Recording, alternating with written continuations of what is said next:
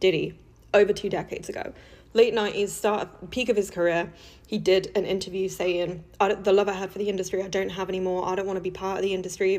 Basically calling the industry out for being shady as fuck. I think it's a conspiracy against me, because in the absence of the truth, it will prevail. This new breed of rapper that's paying DJs to play their right. And, you know what I'm saying? They sucking the record label executives, and it's like there's too much of that going on. Right. You know what I'm saying? Let me be me. Let me be the artist that I am and just play my motherfucking music. You know what I mean? New details are shaking up the world of hip-hop. And this time all eyes are on Jay-Z and Diddy. The feds just dropped some shocking news that could change everything, claiming these powerful moguls didn't just bend the rules, they might have crossed deadly lines. And those rumors about DMX's untimely death, they weren't just talk. He'd been blowing the whistle on shady deals in the industry for years. But it turns out he had even more dirt that could have taken down some of the biggest names. With Diddy's recent arrest, the lid has been blown off, and all the hidden secrets are spilling out. This could pull even more famous faces into the spotlight, faces that always seem to stay clean, until now. The truth is finally coming to light, and it's bigger than anyone imagined. DMX wasn't just another rapper. He was a legend, someone who wasn't afraid to call out the music industry's shady side. When it came to big names like Diddy and Jay-Z, DMX wasn't shy about putting them on blast. He had no interest in playing by their rules. Now let's dive into the juicy details. According to these federal documents, DMX had gathered some serious dirt on some of the biggest players in the game. We're talking secrets that could have blown the entire industry wide open.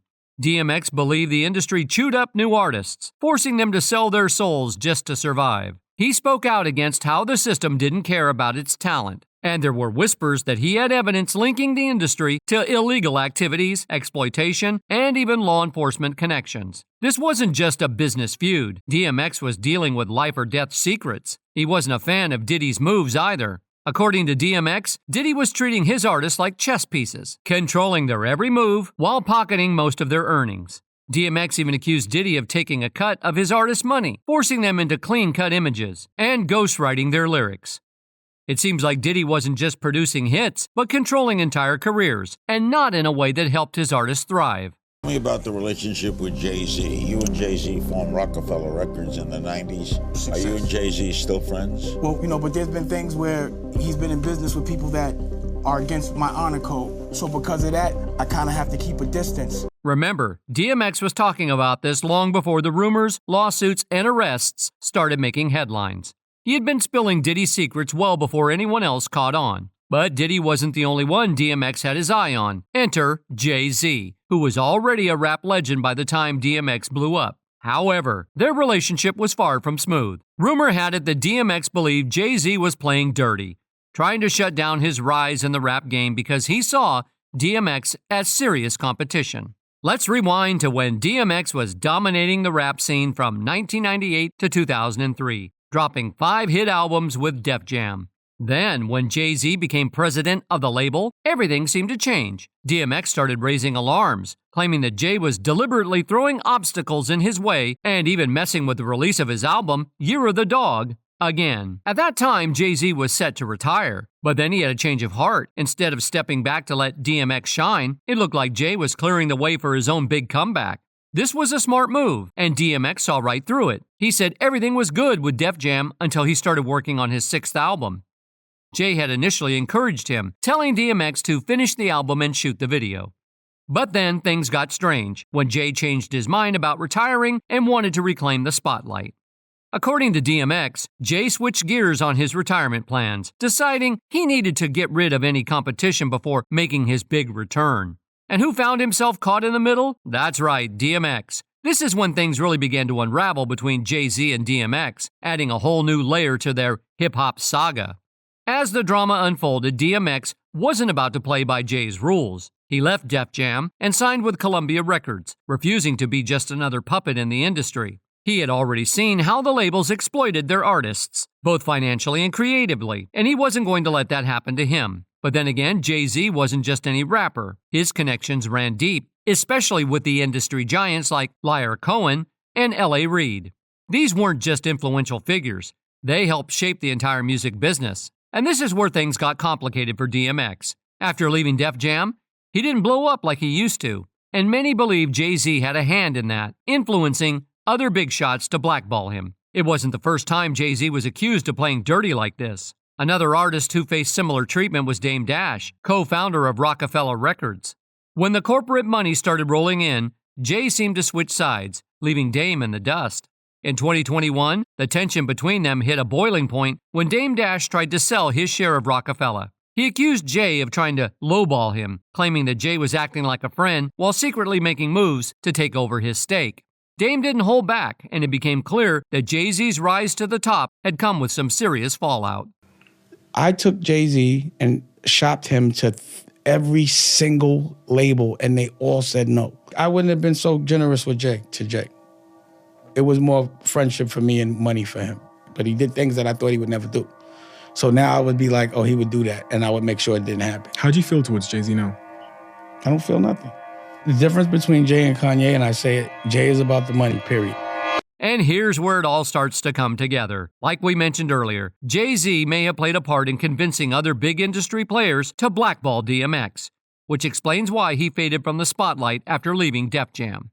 DMX himself opened up about the betrayals he faced, recalling how someone once laced a blunt he was smoking with something dangerous when he was just a kid, questioning, why would you do that to a child? This was just one example of how deep the deception ran in his life. Then at DMX's funeral, Liar Cohen's speech left many feeling uneasy. He described DMX as reckless and suggested his death was no surprise if you paid attention to his life. But the final blow came when Cohen called DMX a gremlin at his own memorial, a blatant show of disrespect from someone who had profited from the very culture DMX had lived and breathed. Cohen has long been under fire for playing both sides, profiting off the culture while erasing its history. This wasn't just a sentiment felt by DMX. Many others in the industry saw through his moves. Dame Dash, one of the most vocal critics, didn't mince words when it came to Cohen. He famously labeled Cohen a culture vulture, accusing him of exploiting black artists for personal gain, while systemically tearing down the very culture that built the music industry. Dame Dash didn't hold back when he accused Liar Cohen of using divide-and-conquer tactics, pitting black artists against each other while profiting from their struggles. Dame laid it all out, saying Cohen would tear down real voices in the community just to keep himself on top. And when you start peeling back the layers, the whispers about Jay-Z's ties to people like Cohen start sounding less like rumors and more like the real deal. DMX had been outspoken for years about how shady the music industry was. He called out big execs and rappers who bent over backwards to keep their labels happy, while artists were left struggling. DMX wasn't afraid to expose the truth behind the glitz and glamour. He said it bluntly, the game was dirty, and not everyone was playing fair. He even claimed that too many artists were sucking up to the execs, saying, This new breed of rapper that's paying DJs to play their Right. You know what I'm saying? They sucking the record label executives, and it's like there's too much of that going on. Right. You know what I'm saying? Let me be me. Let me be the artist that I am and just play my motherfucking music. You know what I mean? But was this just business rivalry, or was there a bigger plot to silence DMX and stop him from speaking his truth? And now Irv Gotti just turned up the heat with some jaw-dropping allegations. He didn't just hint that Jay-Z might have been envious of DMX. He claimed that both Jay and Diddy played a part in framing DMX to the feds. According to Gotti, they allegedly snitched on him to sabotage a huge plan. An all-black-owned music distribution network, which could have seriously shaken up the traditional music business. This wasn't just a petty beef. It was a strategic move to shut down a major power shift for black artists before it could even take off. She knew what I wanted to sign DMX. She said, DMX don't sell. Jay and Dame did not believe in DMX. Jay would be like, you think he's better than me? And I'd be like, he's nice just like you. I said, if you look in the hood, there's less of like you and more of like him. And if these claims hold any truth, it wasn't just Jay-Z and Diddy pulling the strings. Industry heavyweights like Liar Cohen and L.A. Reid might have been in the background orchestrating the whole thing. But here's where it gets even crazier. Some say there are even bigger names involved than Jay, Diddy, Cohen, and Reid. The real mastermind behind all the exploitation, shady deals, and secretive business dealings running parallel to the Epstein-level scandals, none other than Clive Davis. If you're one of the people who question how Diddy became so ruthless, well, it turns out he's following the playbook of his mentor, Clive Davis. This creepy man taught Diddy everything, from how to use people and take advantage of their talent to tossing them aside once they no longer brought in cash. Rumor has it that back in 1994, Diddy allegedly got on his knees for Clive Davis, and that's how Bad Boy Records was born. This claim adds to the mountain of stories swirling around Clive's influence in the music industry. There's even talk of a 500-page book filled with juicy, behind-the-scenes stories about some of the most iconic artists of our time. In Clive's book, he spills it all, from Janis Joplin supposedly offering to perform an intimate and disturbing act to seal a deal, to John Lennon sharing his creative process insights. The stories are wild. He even addresses those old accusations of embezzlement that ended his career at CBS. But perhaps the most personal revelations are about his own life. Clive comes out as bi, discussing the end of his 2 marriages and his relationships with 2 male partners, one being a doctor he was with for 13 years, and another man he's kept completely anonymous for 7 years.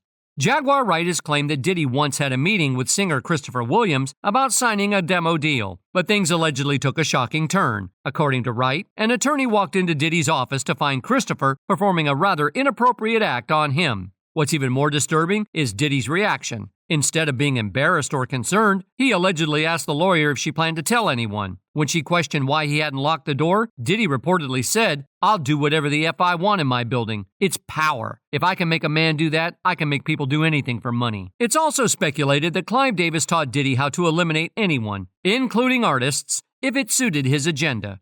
Allegations suggest that Clive may have been involved in taking out Whitney Houston to pave the way for Brandy, and similarly, it's rumored he had a hand in Left Eye's death from TLC. This kind of ruthless behavior is often mirrored in Diddy's own circle, with suspicion surrounding the deaths of Kim Porter, Biggie, and even Tupac. Now, I'm not throwing around accusations here, but it's hard not to notice how cutthroat the music industry can be, literally. As for Clive's connection to Whitney Houston's tragic death, there are claims that substance dealers were involved, and she passed away at the Beverly Hilton. Jaguar Wright has also claimed that Whitney was under constant control by powerful figures, suggesting she was harmed multiple times throughout her life. Leola Brown, Bobby Brown's sister, has openly stated that Whitney didn't just die in the bathtub, she was beaten. According to Leola, Whitney and Clive had just had a fight 2 days before her passing, and Bobby Christina was allegedly present for some of it. Tragically, Whitney was found dead shortly after. Now going back to DMX, he passed away in April 2021 at White Plains Hospital in White Plains, New York, a week after suffering a heart attack. However, before his passing, he exposed Diddy for the manipulative figure he was, shedding light on how poorly Diddy treated the late Biggie Smalls. Popped out the town car with a camera, said, "Yo, Puff, yo, you gotta let me film this, the whole thing. We need to document this, Playboy." He was like, yo, let him through. And I'm like, all right, I'm through.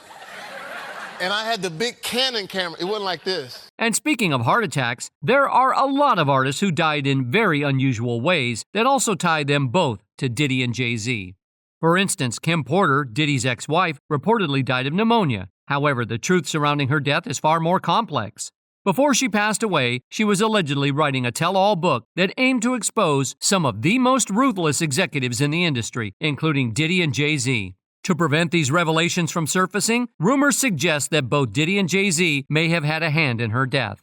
The first coroner's report hinted at the possibility of homicide, revealing that toxins were found in Kim's body. This suggests she might have been poisoned. Certain poisons can induce symptoms that mimic heart attacks and pneumonia, complicating the official cause of death. Reports indicate that Kim's family suspected foul play and began discussions with the FBI about potentially filing a wrongful death lawsuit against Diddy. The FBI has since interviewed 3 family members and 6 friends, instructing them to keep quiet about the ongoing investigation. Furthermore, there are troubling allegations surrounding a cover-up regarding Kim's death. An anonymous source has claimed that, despite the official narrative of a peaceful death from pneumonia, there was blood found on her pillowcases and a trail of blood leading from her bedroom to the bathroom. There are also claims that her 911 call for help was ignored.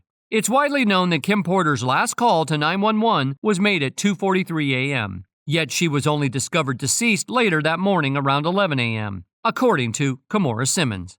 But hold on, there's another twist in this already tangled web. Fans are speculating that Diddy may have physically attacked Kim over her relationship with Shakir Stewart, the only other man Kim was publicly linked to besides Diddy and Al B. Sure. Rumors have circulated for some time that Diddy might have been involved in Shakir's death. According to insiders, Kim and Shakir were seeing each other, and when Diddy found out, he allegedly lost control. Reports suggest that Diddy tracked Shakir down to his hotel, confronted him without security, and brutally attacked him. Despite Diddy's polished public image, insiders claim he has a dark side. A few weeks after this alleged confrontation, Shakir was found dead from gunshot wounds. Authorities ruled his death a suicide, but those close to Shakir firmly believe otherwise, pointing fingers at Diddy and suggesting he knows more about the situation than he has ever revealed. And we're not even close to being done yet. Another artist who has faced troubling experiences but survived is Jamie Foxx. Just a few weeks before he was hospitalized last year, Jamie had a series of strange events unfold. Once he was released from the hospital, one of the first things he posted on social media was a mysterious message about fake friends and fake love. This raised eyebrows and sparked speculation that he might be hinting at the wild rumors swirling around Diddy. Before Jamie fell ill, he often talked about his experiences at Diddy's extravagant parties. He even shared stories about how Diddy let him bring his camera to capture all the crazy moments at these gatherings. However, the conversation took a darker turn when Jamie revealed that Nick Cannon had crashed on his couch when he was just 13 years old. This comment made fans uneasy and led them to draw connections between Jamie's past experiences and other disturbing situations involving older figures in the industry and young artists.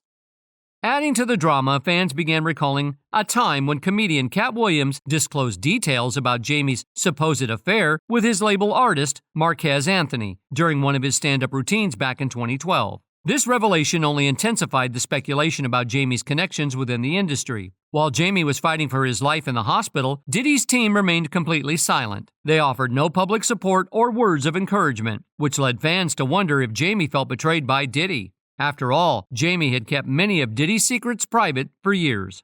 This silence from Diddy's camp seemed to confirm the suspicions of fans who believed that there was a rift between the two. To make things even more interesting, a TikTok user went viral with a claim that her mom, who used to be close friends with Jamie, spilled some shocking details. She alleged that Jamie hosted naked basketball games involving Diddy and other high-profile industry figures. This wild story added another layer of intrigue to Jamie's connections with Diddy and the culture of the entertainment world. Moreover, another artist who was also writing a tell-all book before falling into a coma is Al B. Sure. Fortunately, he managed to recover after spending 2 months in a coma in 2022 due to multiple organ failure. He collapsed during a studio session in Houston, Texas, and after undergoing surgeries and receiving blood transfusions, he was placed in a medically induced coma. It was a harrowing experience for him, but he has since awakened and is making progress towards recovery. Another person who experienced some troubling events is Kathy White, who was rumored to be Jay-Z's mistress. Kathy, a friend of Claudia Jordan from the reality show The Real Housewives of Atlanta, and was spotted at various events with Jay-Z, Diddy, and Claudia while rumors of the affair were swirling around. Tragically, Kathy passed away just a year after her relationship with Jay became public. The official cause of death was said to be a brain aneurysm, but many people suspect there's more to the story. A shocking claim from Hollywood Street King suggested that Kathy was pregnant with a boy at the time of her death, raising even more eyebrows. Jay-Z, who was married to Beyoncé at the time, reportedly didn't want any outside children, which fueled speculation that something sinister might have happened to Kathy. To make things even more complicated, an NYPD detective allegedly talked to Hollywood Street King and suggested that Kathy's death wasn't as clear-cut as the official report indicated. According to this detective, the exact cause of death was still uncertain despite the brain aneurysm diagnosis. This has turned Kathy's sudden passing into a mystery, leaving many to wonder what really happened and if Jay-Z's involvement went beyond just affair rumors. The similarities between Jay-Z and Diddy are becoming clearer to everyone watching. Jay-Z's secretive behavior and questionable choices seem to echo Diddy's ruthless determination to protect himself. However, what sets Jay-Z apart is his calm demeanor. He hides his impulsive side well. Diddy, on the other hand, often acts on his wild instincts and gets himself into sticky situations.